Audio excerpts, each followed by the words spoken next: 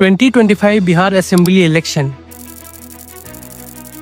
शायद Indian history का इकलौता स्टेट इलेक्शन होगा जिस पे पूरे देश की नजर है। हर जागरूक हिंदुस्तानी के दिमाग में बस एक ही सवाल है, कौन जीतेगा अब की बार बिहार इलेक्शन, कौन होगा सीएम या कौन बनेगा नया पीएम। जी हाँ दोस्तों, आपने बिल्कुल सही सुना। इस इलेक्शन से ये भी डिसाइड होगा क्या नरेंद्र मोदी लेड एनडीए अपना थर्ड टर्म पूरा कर पाएगा।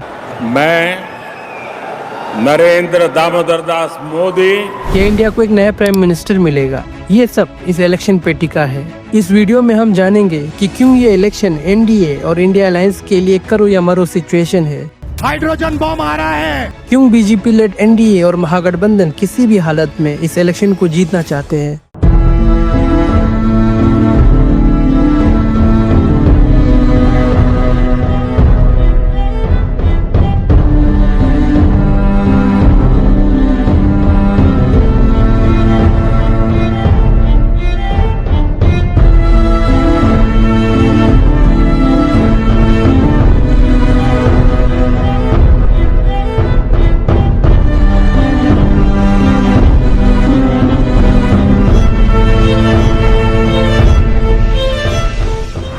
बिहार लेजिस्लेटिव असेंबली का इलेक्शन 2 फेजेस में होगा, 6 नवंबर और 11 नवंबर को, और रिजल्ट डिक्लेयर होगा 14 नवंबर को। इस दिन डिसाइड होगा बिहार में किसकी सरकार बनेगी। अगर महागठबंधन जीत जाए तो आरजेडी के तेजस्वी यादव सीएम होंगे। कम से कम एक बार बुला के बोल देना चाहिए कोनो आपको हम कुछ कहते हैं।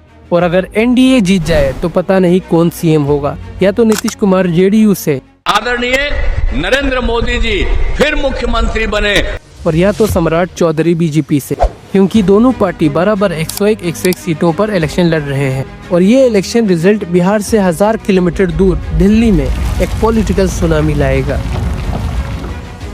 अगर एनडीए ये इलेक्शन जीत जाती है तो इतना कोई बड़ा मसला नहीं होगा। बिहार में एनडीए का कोई सीएम होगा और दिल्ली में नरेंद्र मोदी पीएम रहेंगे।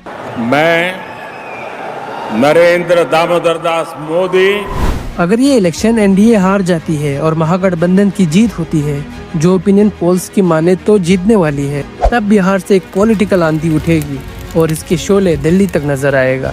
अगर आज के डेट की बात करें तो महागठबंधन के पास 114 सीटें हैं और एनडीए के पास 128 सीट्स है, और सरकार बनाने के लिए 122 सीट्स चाहिए। यानी खेल बस कुछ सीटों का है, और महागठबंधन अब की बार फुल फॉर्म में है।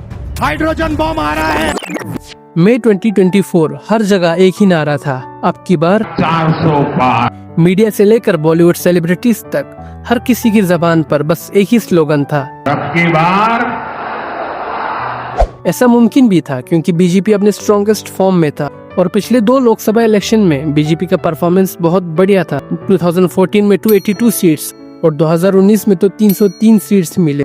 ऐसा लग रहा था कि 2024 लोकसभा इलेक्शन में बीजेपी 400 पार करेगी, लेकिन 4 जून 2024 को इलेक्शन का रिजल्ट आता है। जो बीजेपी जिसको सब फायर समझ रहे थे वो तो फ्लोवर निकला। बीजेपी को टोटल 243 सीट्स मिले। कितना हुआ? 240।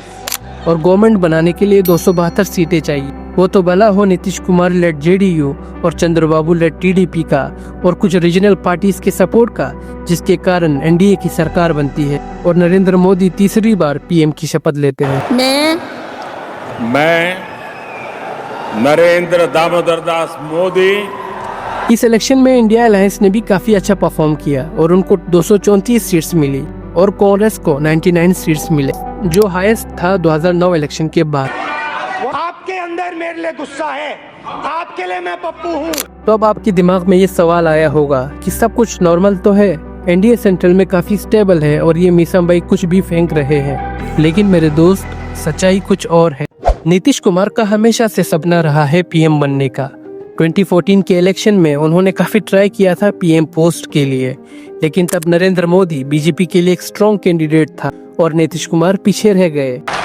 मैं नरेंद्र दामोदर दास मोदी। रहे या मिट्टी में मिल जाए, आप लोगों के साथ अब कोई समझौता भविष्य में नहीं होगा। असंभव, अब ये संभव ही नहीं है, नामुमकिन। उसके ठीक 10 साल बाद यानी 2024 लोकसभा इलेक्शन में बीजेपी के अगेंस्ट इलेक्शन लड़ने के लिए एक अलायंस बनती है जिसका नाम था इंडिया अलायंस। आपके हैरानी के लिए बता दूं, नीतीश कुमार इंडिया अलायंस के फाउंडिंग मेंबर्स में से एक थे। ये क्या हो गया? ये क्या सुन रहा हूँ मैं? तब बिहार में नीतीश आरजेडी के सपोर्ट से सीएम थे। उन्होंने बाद में इंडिया अलायंस से दूर हटने का फैसला किया क्योंकि इंडिया अलायंस का main leader face Rahul Gandhi थे।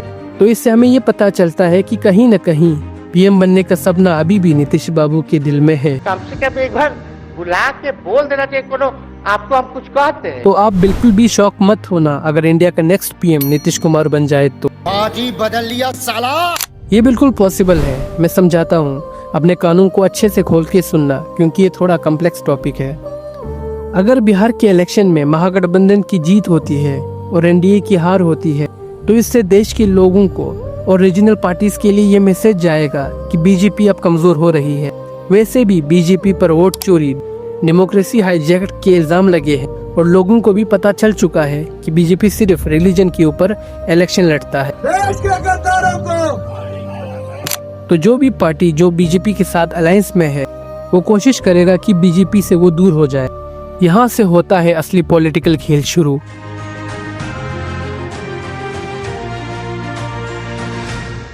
अगर इंडिया अलायंस नीतीश कुमार को पीएम पोस्ट ऑफर करे इस शर्त पर कि जेडीयू को अपने 12 एमपीज का सपोर्ट इंडिया अलायंस को देना होगा और चंद्रबाबू नायडू की पार्टी टीडीपी को कोई इम्पोर्टेंट मिनिस्ट्री का पोस्ट ऑफर करे इस शर्त पर कि वो टीडीपी के 16 एमपीज का सपोर्ट इंडिया अलायंस को दे और शिंदे लेड शिवसेना को भी कोई और मेजर कैबिनेट पोस्ट दे क्योंकि उनके पास भी 7 एमपी सीट्स है और दूसरे छोटे मोटे पार्टीज के भी सपोर्ट लेके और 5-6 सीट्स मिल जाए तो इस सिनेरियो में एनडीए के पास बचेगा सिर्फ 252 सीट। अच्छा जी, ऐसा है क्या? जज़ाकल्लाह। और इंडिया अलायंस का हो जाएगा 275 सीट्स। और आपको बता दूं, गवर्नमेंट बनाने के लिए सिर्फ 272 सीटें चाहिए। नरेंद्र मोदी की सरकार गिर जाएगी।